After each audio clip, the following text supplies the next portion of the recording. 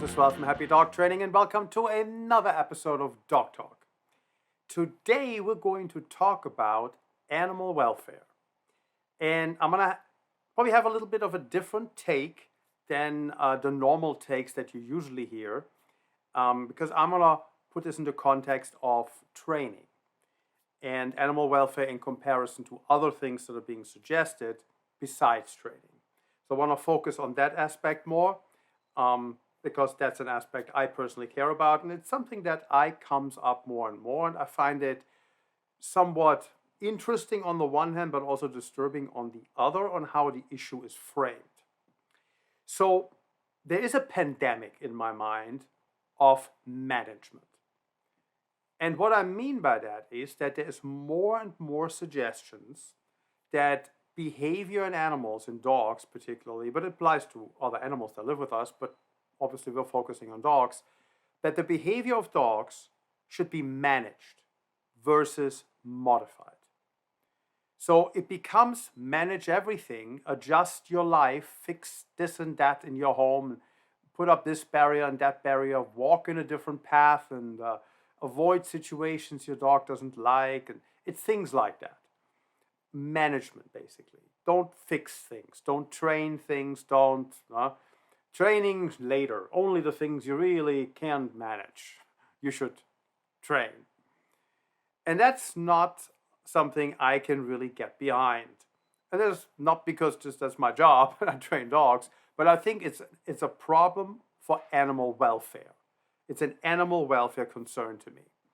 So these ideas of permanent management, they're really propagated by veterinary behaviorists, and the force retraining community is also very big into management, and animal rights groups. Don't do anything to the animals, just let them be, basically. And training shouldn't be done. So just manage everything and don't train. And that's not good. That's not a good approach for living with dogs. That's not good for the dogs. That's not good for anybody.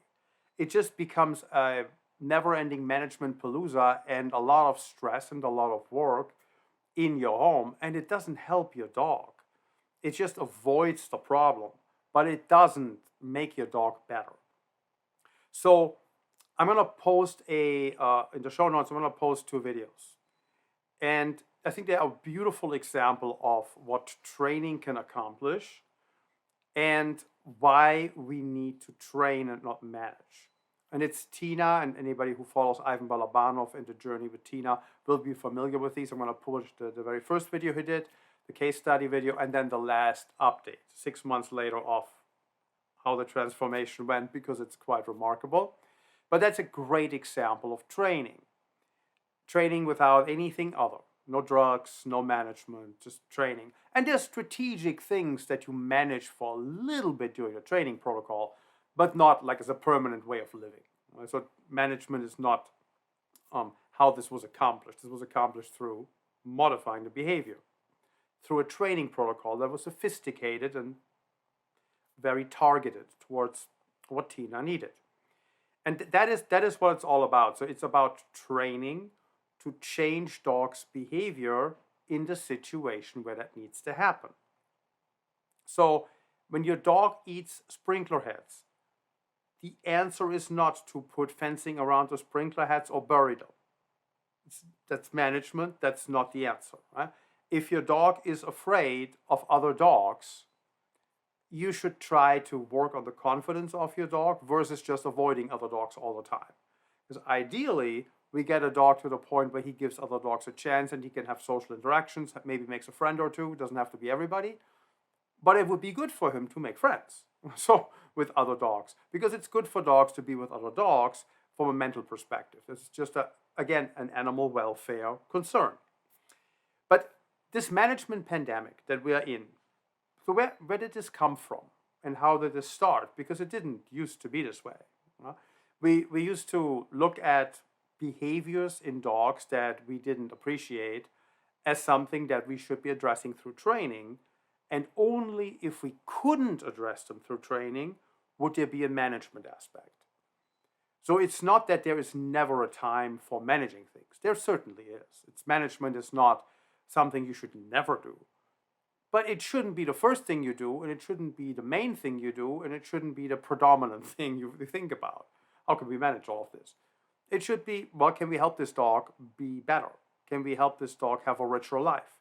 Because if we can train a dog to function at as much liberty as this particular dog in front of us can handle, this will vary by dog, right? But the more liberty a dog can handle, the richer its life will be.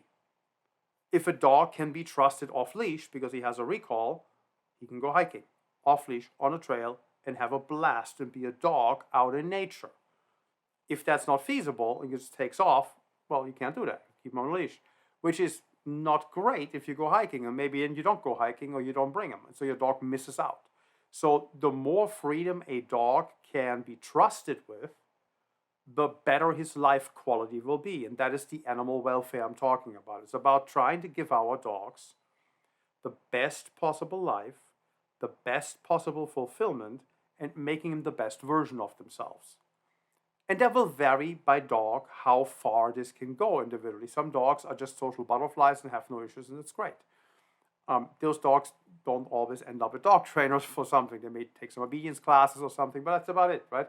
But for behavioral cases, they would come in for fear, they wouldn't come in for anxiety, they wouldn't come in for these things because they don't have any of them. But then there's other dogs who are very fearful for whatever reason. There's usually a genetic component to that, so there's going to be limits we're going to run up against in how much better we can make a dog, and we have podcasts on that too. But we can always make them better and help them explore the world more. But that would never happen if we just manage everything. So if you have a fearful dog who doesn't like everything, and we're just trying to shield our animal from the world that makes the animal uncomfortable, that's not in the best interest of that dog. It's not an animal welfare behavior. It's not like acting in the animal welfare interest of our dog in that moment. It's not helping them to become the best version of themselves. So let me take an example that's probably relatable. Many people learn how to ride a bike. Many people teach their kids how to ride bikes, and you have training wheels on first, and then you hold them and help them. But most children, including myself when I was a kid, when you ride a bike, you learn how to ride a bike, or you get too wild on it once you're actually good at it, sooner or later, most kids fall off a bike. It happens. Scrape your knee, scrape an elbow. It's not the end of the world. But so when you start off riding a bike and you don't know how much fun riding a bike can be, and you're struggling with it and you're not really enjoying it because it's like difficult, you don't have the balance yet, and you fall off and you want to stop. Most parents who know what they're doing will not let the kid just give up on riding a bike because they fell off the bike once. Yeah, they'll encourage him to get back on, they doctor him up, help him, like, oh, let's go, try again, I'll hold you, I'll help you, put the training wheels back on, whatever. But we're going to re-encourage our kid to go back on the bike and become proficient, because the kid just doesn't know yet how much fun they will have riding a bike through the neighborhood. They just have no idea yet. Or learning how to swim, or whatever it is, right? So it's about, we as an adult look at this and know this is a lot of fun. Swimming is fun. You can do it in so many places. Great thing to do. You can go in the water safely. So many fun things you can do when you can swim. I think a kid who learns to swim and maybe feels uncomfortable in the water doesn't know that just yet. And I was like that. I didn't really enjoy deep pools that much. I was not that comfortable in them. And I was not that I couldn't swim, I just didn't like it. But the better I got with swimming, the less I cared. So it was that kind of thing when I was a young child. I wasn't that happy about being a deep end of the pool and having to swim and maybe going underwater here and there a little bit. But I was encouraged to keep doing it, and I got better, and I love swimming. I mean, it's a beautiful thing to learn. It's riding a bike and other things. So the point is, we shouldn't give up on something just because somebody doesn't appreciate it in the beginning when it's hard, or they're unfamiliar, or they struggle with it. We don't let that happen with our kids. We keep re-encouraging them to try, because we know that's going to be fun for them once they actually master this. And that's the same with a dog. So if we just manage behavior and we don't give our dog the possibility to explore and encourage them and push them a little bit outside their comfort zone, I mean, don't overwhelm them, obviously, but just like pushing them a little bit beyond what they're comfortable, encouraging them, coaching them, helping them to explore something, to try something, to help them through something. It builds and becomes better and stronger and more and more. And sooner or later, they'll do things you never thought they would do, and now they enjoy them. Because they've learned, oh, this is actually fine. I can do this. I have some ability. I can be somebody. I can do things. I'm not this like fragile flower that has to like hide away. I actually have ability. So that's the same as it is with us, as it is with a dog. But we don't get that if we don't go in a training protocol where a little bit pushing over the boundary happens. If we just manage and avoid, we never see that, right? So that's the animal welfare concern I'm talking about, because it doesn't make our dog better to hide them away. It makes our dog better to challenge them a little bit, pushing them a little bit outside the comfort zone. Just we like do that with each other, with our children, with adults in development classes. This is the general principle. Just like step a little bit outside your comfort zone. Try something new. And we're doing the same thing in training with a fearful dog, for example. But it doesn't have to be just fear. It's about anything that we can change with training that will make the dog's life richer versus just managing the situation. We can teach a dog most of the time to stop aggressive behaviors.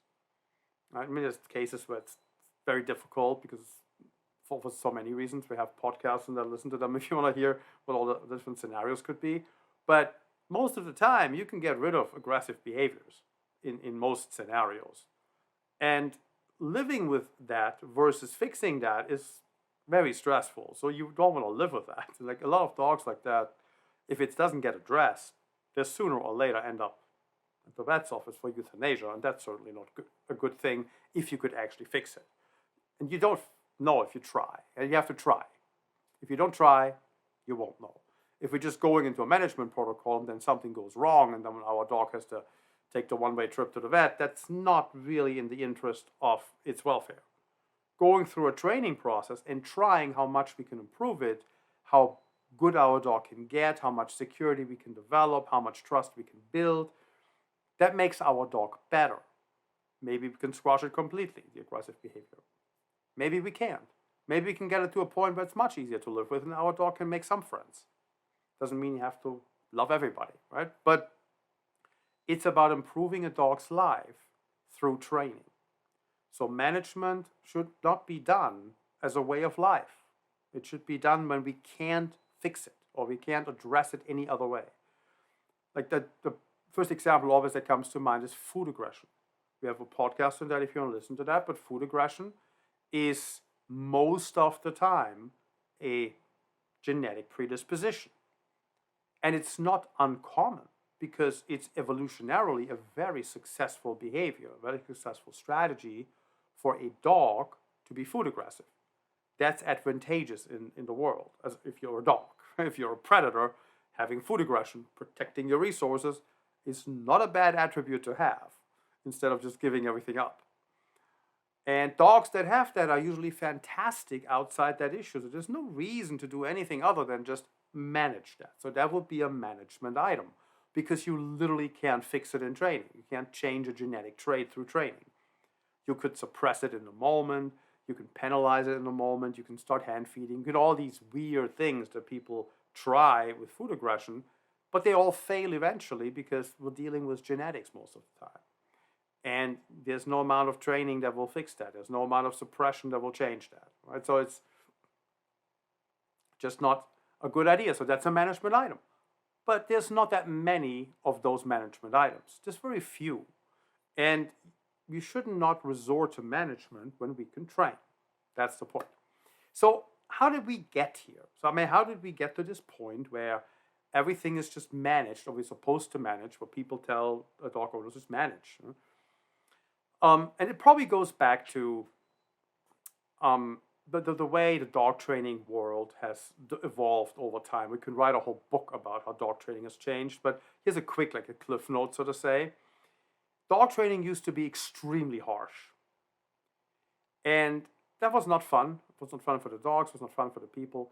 But then softer ideas came into play. Clicker training and markers and bridges and use food and luring. And there's more positive reinforcement versus just compulsion.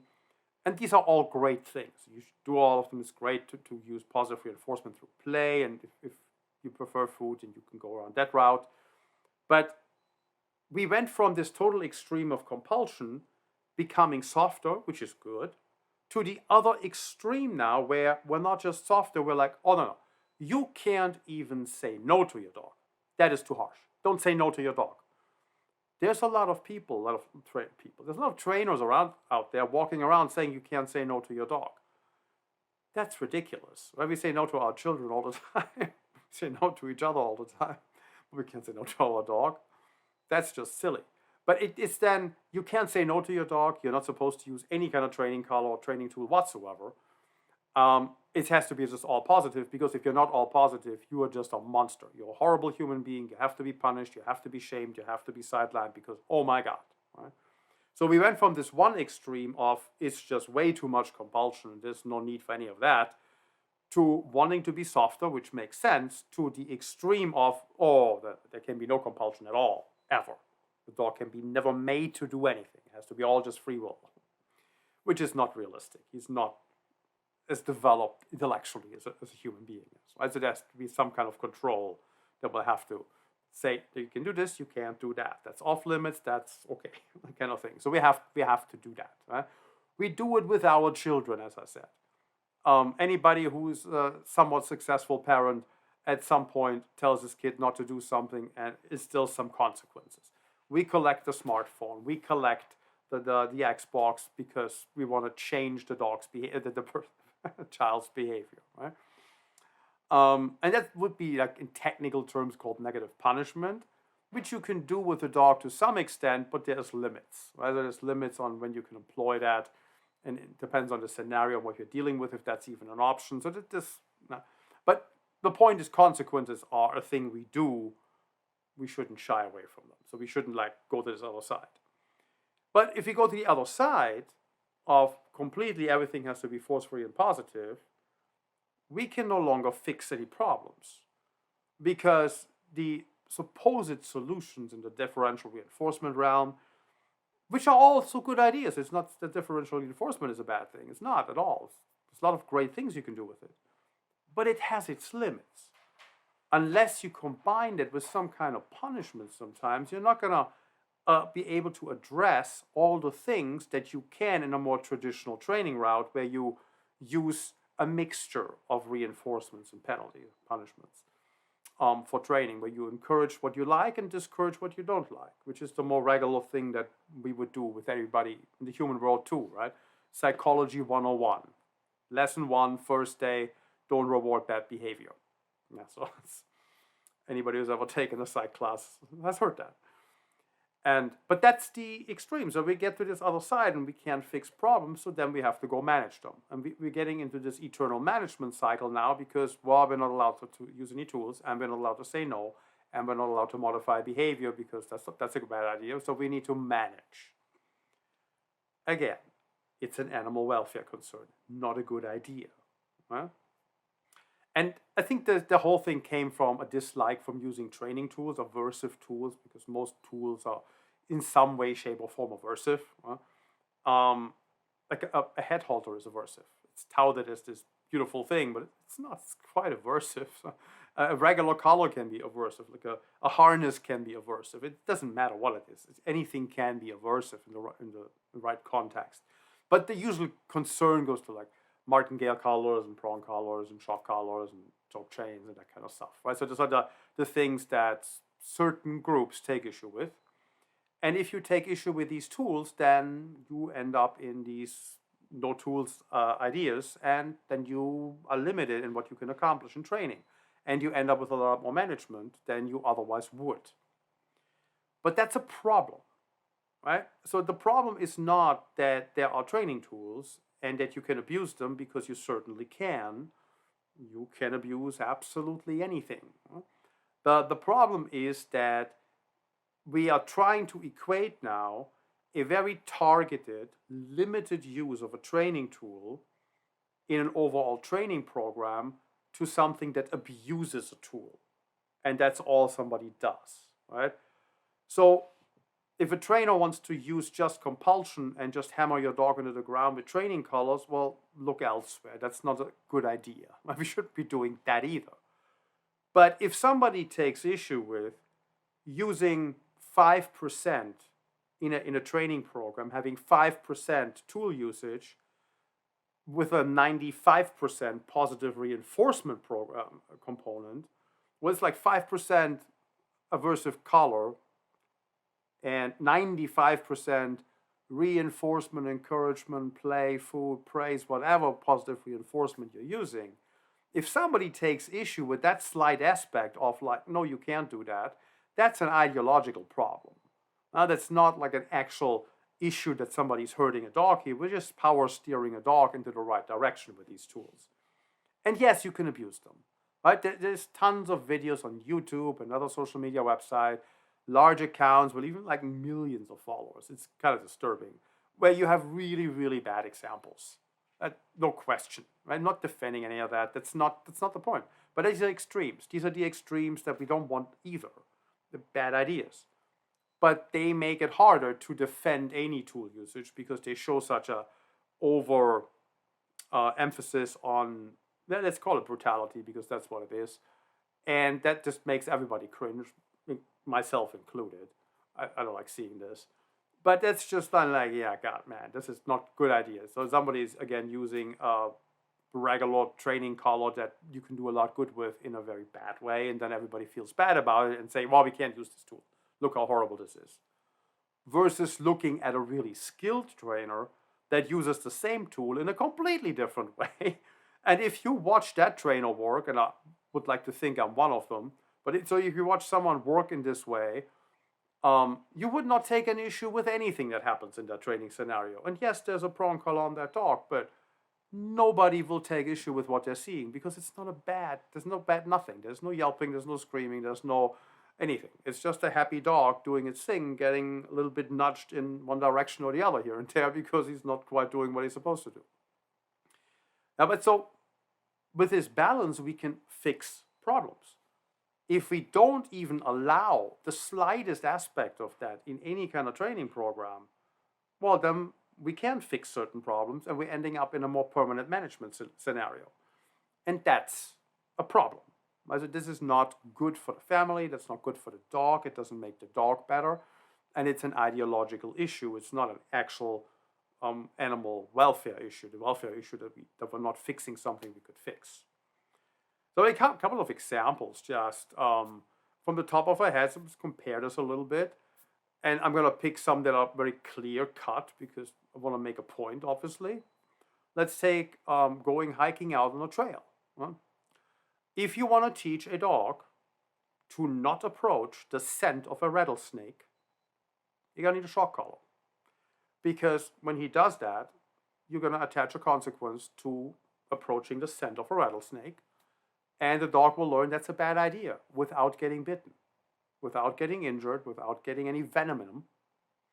And now, because of that, I can let my dog loose on a hiking trail and my dog can explore nature. Probably also a good idea to have a solid recall, which I also need a training tool for if I want to recall under distractions. I can teach my dog the concept of a recall without distractions, without anything. I can just use food or a ball, right? No problem. But the moment there is a competing reinforcer in the environment, like a squirrel running up the tree or whatever, a rabbit to chase on the trail, I need a tool to stop that. My dog will be on a training collar, on the leash, and like, nah, can't do that. So I need to do that also in training. So now I have a recall I use the tool for, and I have rattlesnake avoidance I use the tool for. What does it get me? It gets me a dog I can let off leash in the mountains, on a hiking trail where it's allowed. And the dog can have a richer life, explore nature, be a dog, sniff around. Anyone who has not seen a dog loose on a trail, in a hiking trail, enjoying nature, is missing out.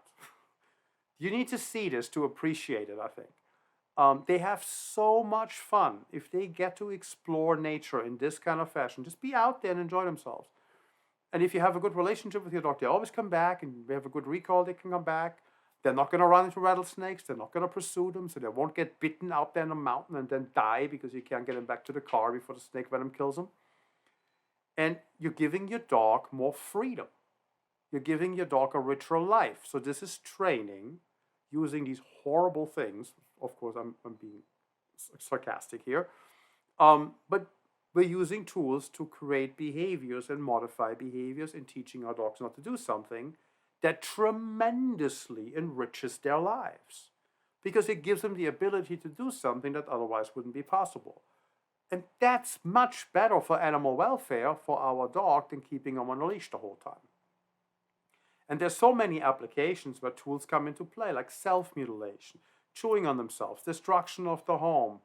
And there's so many things you can think of that dogs do for reasons that can absolutely be addressed by using some tools in a very targeted, limited manner. You don't have to go nuts, right? You don't have to do anything dramatic. But you have to have some way of convincing a dog not to do something that has to stop. And by doing that, you make the dog's life better. Is it better to stop a dog from chewing on its own tail by using a training tool or amputating the tail? What's better? Well, to me, it's not a question. It's like, obviously, it's better to stop him from chewing the tail if I can. It's not that you always can. I've had one case, one woman, most dedicated dog owner you can imagine, one of the really great, committed German Shepherd owners among my clients. And what she went through with her dog, ultimately the tail was amputated, and that was the only thing that worked. I mean, she got very, very creative. We tried every single training approach you can think of. Veterinary behaviorists went at it, vets went at it, behavior consultants of all kinds went at it. I mean, she tried and tried and tried every suggestion made to her. And the dog stopped, but always went back to tail chasing. It was neurotic. And at some point, like it was 2-3 years of trying, her vet said, maybe we should amputate the tail. And she like, yeah, we should probably do that. And then they did that, and the dog didn't start chewing anything else. This would have been a potential risk, which they were aware of. But the dog stopped. The tail was gone. There was no tail to chew. So in this case, amputation was necessary. But for most dogs, that's not the case. I have many clients where the dog was chasing its tail or trying to chew on its tail or its paws for neurotic reasons. And we can absolutely stop that. And then we don't have to do any medical procedures after that. It just stops, right? Same with aggression. Aggression is the thing that gets dogs euthanized at vet offices a lot. Is it better to stop that if we can and have the dog go on and live a rich and happy life with people, or euthanize them for the behavior? It's not animal welfare to me, again, very clear. Let's not kill the dog, right? So if you can't avoid it, again, there's scenarios where you can't. I mean, there's all kinds of the things I've seen over the years. There's some really sad stories. No one's fault. Neurological issues and genetic issues in dogs where there's nothing to do. It's just dangerous to have this animal around you. Certain decisions have to be made. But most of the time, that's not the case. Those are the rare cases. And when you have a behavior that you haven't tried to address it through training, you should never consider euthanasia unless you've tried it through training first, right? So that's another thing. Training has to be definitely the first thing. If you have a behavior that's dangerous or that needs to be curbed for the dog to continue to live with us, training. Don't even manage. Manage for safety while you go through training so you don't have accidents, but training. It's not a management item. So those are the things that come to mind when I think of animal welfare. We can give our dogs richer lives. We can make them better at liberty, knowing there will be limitations. Not every dog will be able to earn the same level of freedom. But that's fine. As long as I can give my dog more freedom than he had before training, I've made the dog's life better. If my dog had no freedom and now he has 2-3 friends, he has some freedom, his life quality goes up. So it's an improvement that comes through training that would never happen if we just go straight into a management cycle. So if you have a behavioral issue, the best chance that you have of making a real dent in that as a dog owner is hiring a very skilled and experienced dog trainer. Not somebody who just did this for like the last couple of years. I mean, you could find a fantastic trainer who's been in business for 2 or 3 years. It's not that you couldn't. It's just difficult to sort that out, and the likelihood is lower, right? So you're much better off having a seasoned dog trainer who has the right background, the right education, the right training, the right certifications. Not just one from one place. Like, he's done a lot of things. You can look up the people he was trained by.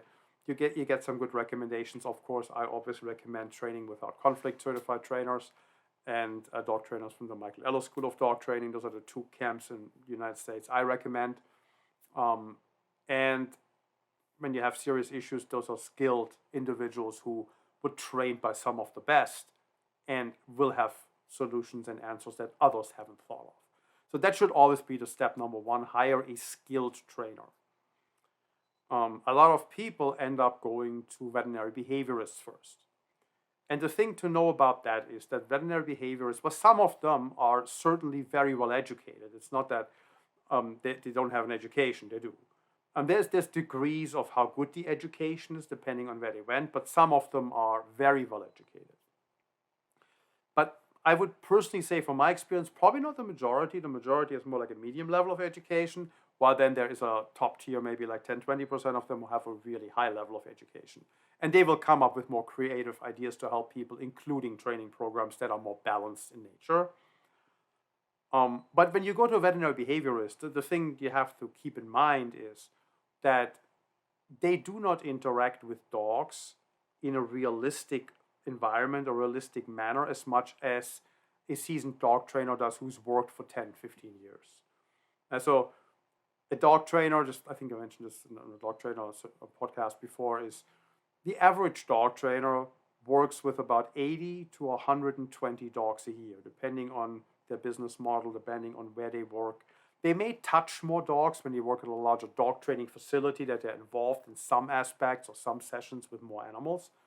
But training a dog from start to finish over like a couple of weeks or months of a program, 80 to 120 is the industry average of a dog trainer. Now, and when you work and interact with dogs that much, you understand as a trainer what is and isn't normal behavior and how behavior is best approached in the context of a home life, in the context of living with us. And a veterinary behaviorist doesn't have that experience. It's not what they do, it's book knowledge. And there's nothing wrong with book knowledge. I'm a big fan of books, right?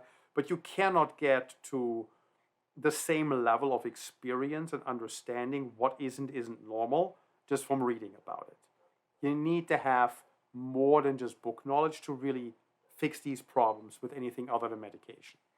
So while I'm not saying you should not go to a veterinary behaviorist. By all means, go if you want to get an opinion there. Nothing wrong with that. But know that there's limitations in their experience with what dogs are really naturally about and how they normally interact. So the recommendations will be based on more like theoretical knowledge than practical experience. Okay, so that is my animal welfare thoughts.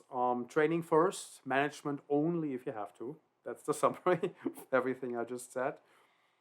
And I hope you find this interesting. It was informative. You got something out of it. And I'll see you again next time. Bye.